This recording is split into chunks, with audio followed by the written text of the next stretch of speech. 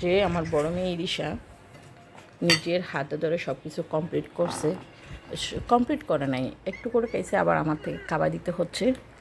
এইভাবে আমার দিনটা যায়। দুই বাচ্চাকে নিয়ে খাওয়া দাওয়া, গোসল করা, শিশি করা, লেখাপড়া করা, তারপর আম্মু আম্মু আর কি করে, আর স্কুলে স্কুলে নেওয়া, লেখাপড়া করা বলছি তো।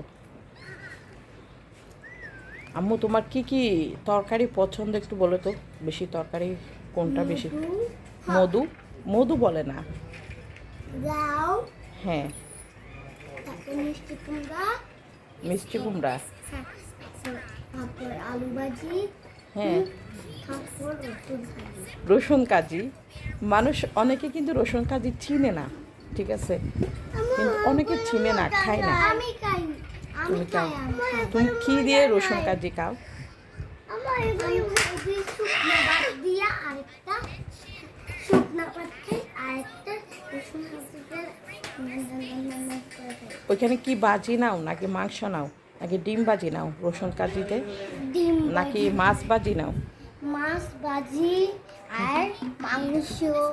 মাংস। এ আমার মেয়ের মতো সবাই রসুন কাজি পছন্দ করবে।